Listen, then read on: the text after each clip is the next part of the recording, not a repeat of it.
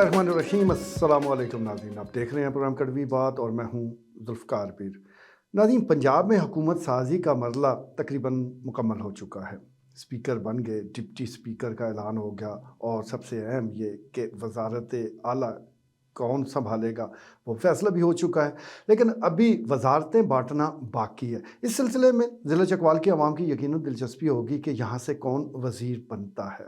जहाँ तक heart favourite की बात है तो इसमें तो कोई शक शुबे वाली बात नहीं कि मलिक तनवीर असलम सेठी वो हार्ट फेवरेट है, क्योंकि पहले भी वो वज़ीर रह चुके हैं, इसलिए जो पहले वज़ीर बनते रहे हैं, 2-3 बार वो बन चुके हैं, तो उनका नाम तो लाजमी बात है होना है। लेकिन अब तवक्को ये की जा रही है कि अगर पाकिस्तान मुस्लिम लीग नून ने ज़िला चकवाल में अपनी मज़ीद जगह बनानी है, यहाँ के अवाम के दिल जीतने हैं, तो एक आध वजारत इजाफ़ी देनी पड़ेगी और इस सिलसिले में कुछ कोशिशें की भी जा रही है। अब ये जो दूसरी वजारत है ये किसके हिस्से में आती है, ये बहरहाल सवाल अपनी जगह मौजूद है। इसके लिए अगर हम सेकंड हार्ट फेवरेट की बात करें तो वो चौधरी सुल्तान हैदर अली ख़ान है, जिनको वजारत मिल सकती है या कोई अहम ओहदा मिल सकता है। अब ये पार्टी ने फैसला करना है कि वो किस अंदाज से उनकी खिदमात लेते हैं, लेकिन उम्मीद की जा रही है और इस सिलसिले में कोशिशें भी हो रही हैं। देखते हैं कि ये कोशिशें बराबर होती हैं या नहीं।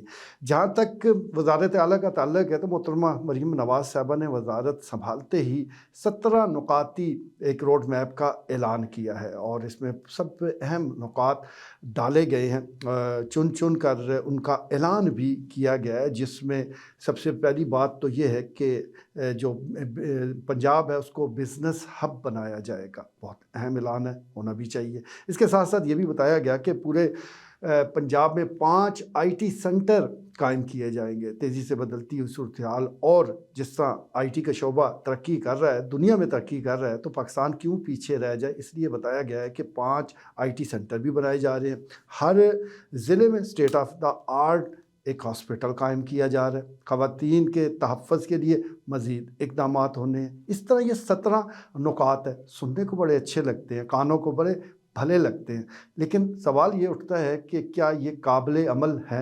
वैसे शक नहीं करना चाहिए हमें, जो भी ये ऐलानात हुए हैं, जो भी ये रोड मैप दिया गया है, हमें कोई शक शुबा नहीं कि इस पर अमल दरामद नहीं होगा। लेकिन फिर भी एक सवाल तो ज़रूर उठता है कि मुल्क की माशी हालत इतनी पतली है कि IMF अगर हमें कर्ज़ा ना दे तो खुदा न खास्ता मुल्क दिवालिया हो सकता है। और दूसरी तरफ ऐलानात हैं जो कि आवाम के सामने किए जा रहे हैं। एक तरफ इलेक्शन से पहले कहा जा रहा था कि 200 यूनिट बिजली फ्री दी जाएगी, लेकिन अब बिजली की कीमतों में इजाफा होने जा रहा है। इसी तरह इलेक्ट्रिक मोटर बाइक्स की भी बात हो रही है, लेकिन अभी ये भी खबर सुनाई दे रही है कि निगरान हुकूमत जाते जाते पेट्रोलियम मसनूआत की कीमतों में मज़ीद इजाफा करने जा रहे हैं। ये तो महंगाई का वो तूफ़ान है जो अभी IMF के जाने से पहले है, यानी तूफ़ान आने से पहले की ये निशानियां हैं। जब मुआहदा हो गया तो फिर कितना बड़ा तूफ़ान आना है, इसका आप अंदाज़ा कर सकते हैं। और दूसरी तरफ ये ऐलानात हैं। इसी तरह रमज़ानुल मुबारक के हवाले से भी कुछ ख़ुसूसी इक़दामात का ऐलान किया गया है, जिसमें ख़ास तौर पर एक ख़ानदान के लिए 3 आटे के बैग वो दिए जाएंगे और मुफ्त दिए जाएंगे। अब इसमें क्या तरीक़ाकार इख्तियार किया जाता है, क्या मामलात है, उसकी भी तशहीर की जा रही है। लेकिन सबसे बड़ी बात यह है कि क्या मुस्तहक़ीन तक ये आटा सही तरीके से पहुँचेगा, ये सवाल अपनी जगह मौजूद है। और यही सबसे बड़ा इम्तिहान भी है कि आटे की तकसीम होती कैसे है और मुस्तहक़ीन लोग इससे किस तरह मुस्तफ़ीद होते हैं, इस पर भी देखना पड़ेगा। इसी तरह रमज़ान एक बड़ा इम्तिहान बन के मौजूदा जो नई हुकूमत है उसके सामने आ रहा है। हर बार रमज़ान में जो नाजायज़ मुनाफा खोर हैं वो खुलकर खेलते हैं। अब देखते हैं कि ये बंद कैसे बांधा जाएगा, क्योंकि ऐलानात तो बड़े बड़े हो रहे हैं। कहा जा रहा है कि किसी को नहीं छोड़ा जाएगा, मेरिट पर फैसले होंगे, जिसने कोई भी गलत काम किया उसे उसका हिसाब देना पड़ेगा। तो सबसे पहले हिसाब देने वाले तो अभी ये माफिया है जो हर रमज़ान में हम देखते हैं कि खुलकर खेलते हैं। देखते हैं कि इनसे क्या हिसाब किताब लिया जाता है। ऐलानात की बात हो रही थी, इक़दामात की बात हो रही थी, रोड मैप का मैं ज़िक्र कर रहा था। साथ साथ आज ये भी खबर आई कि गली मोहल्ले और जो टूटी फूटी सड़कें हैं دیہات میں سیوریج کا جو سسٹم ہے اس کے لیے بھی ایک پلان تیار کیا جا رہا ہے، یہ بھی وزیر اعلیٰ صاحبہ نے کہا ہے۔ اب سب سے بڑا مسئلہ یہ ہے کہ جب بھی کوئی اقتدار میں نیا آتا ہے تو یقینی طور پر کافی پھرتیاں ہوتی ہیں، اس کی کوشش یہ ہوتی ہے کہ عوام کی توجہ حاصل کی جائے اور عوام کو لگے کہ اب جو نمائندے آئے ہیں اس سے پہلے شاید کوئی ایسا نہیں آیا۔ سب ایسے ہی آتے ہیں، شروع میں یہی ہوتا ہے، لیکن جب تک یہ مسلسل اقدامات نہ اٹھائے جائیں، جب تک عوام تک فوائد نہ پہنچے، عوام اب یقین کرنے کو تیار نہیں۔ جب تک عمل نہیں ہوگا اس وقت تک محض اعلانات کی بات نہیں۔ اور جہاں تک گلیوں نالیوں کی بات ہے تو یہ تو مقامی جو حکومتیں ہیں یہ ان کے کام ہیں۔ اگر کوئی اس معاملے میں صحیح معنوں میں وہ چاہتا ہے کہ عوام کے مسائل حل ہوں تو اس کا بالکل سب سے جو نادر نسخہ ہے وہ بلدیاتی نظام کو رائج کرنا ہے۔ یعنی آپ بلدیاتی انتخابات کرا دیں، یہ مسائل اور یا پورے نہیں تو کافی حد تک خود بخود حل ہو جائیں گے، کیونکہ کونسلر اور چیئرمین صاحبان کا اور کام ہوگا کیا؟ تو بہت سے ایسے کام ہیں جو بلدیاتی جو نمائندگان ہیں وہ بڑا اچھا کر سکتے ہیں۔ تو ایک ایسا سسٹم ہی لایا جائے جو یہ نظام حل کر دے، کیونکہ سابقہ تو جو بھی لوگ آئے وہ اپنا سسٹم ساتھ لے کر آئے اور جاتے ہوئے سسٹم کو ساتھ لے گئے، یا پیچھے جو اقتدار میں آیا اس نے اس سسٹم کو رخصت کر دیا۔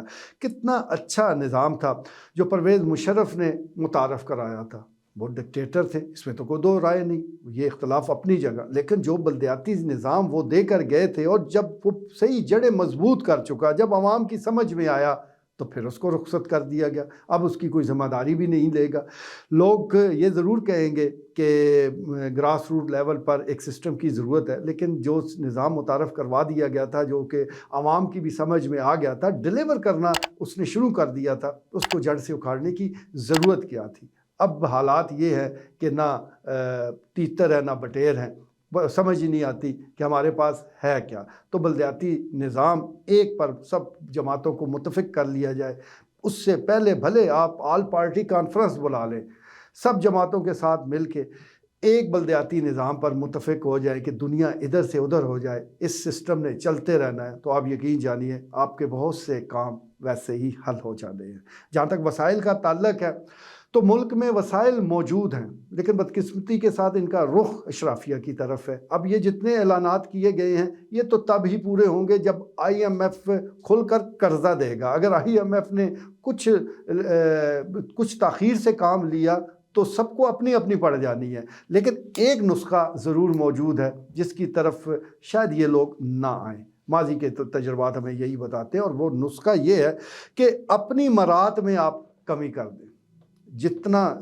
جتنا وسائل ہمارے ملک میں ضائع ہوتے ہیں کہیں اور ضائع نہیں ہوتے، تو اس کے لیے اگر 50% بھی آپ کٹ لگا دیں، اب دیکھ لیں لوکل سطح پہ آ جائیں، ضلعی سطح پر، یہاں جو بیوروکریٹ موجود ہیں، جو بیوروکریسی ہے، انتظامیہ ہے، چاہے وہ ڈپٹی کمشنر ہے، چاہے ڈسٹرکٹ پولیس آفیسر ہے، اے سی صاحبان ہیں اور دیگر اور آفیسرز ہیں، آپ دیکھیں تو صحیح کہ قومی وسائل کا یہ استعمال کرتے کہتے ہیں، کتنے پیسے، کتنا پیٹرول، کتنے چیزیں وہ ضائع ہو رہی ہیں۔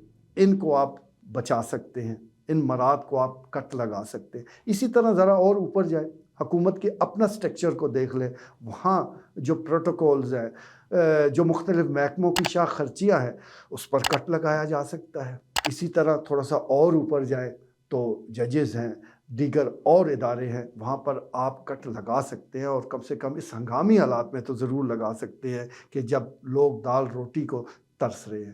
اگر آپ نے اپنی مراد میں کمی نہ کی تو پھر یہ سارے بوگس نعرے ہیں، سب کو پتہ ہے اس پر عمل درآمد نہیں ہونا، کیونکہ وسائل کی کمی آڑے آئے گی۔ تو جس نے بھی اپنے آپ کو سچا ثابت کرنا ہے، اپنی جو ول ہے اس کو شو کرنا ہے، تو اس کا بہترین طریقہ یہی ہے کہ یہ جو مراد یافتہ طبقہ ہے اس سے آغاز کیا جائے، اس سے مراد لے کر جو محروم طبقہ ہے اس کو شامل کیا جائے، اس کو مستفید کیا جائے، پھر لوگ سنجیدگی کے ساتھ آپ کی بات کو سنیں گے بھی اور اس پر یقین بھی کریں گے۔ تو اس وقت تو ابھی کیونکہ ابتدا ہے، وہ کہتے ہیں کہ ابتدائے عشق ہے، روتا ہے کیا، آگے آگے دیکھیے ہوتا ہے کیا۔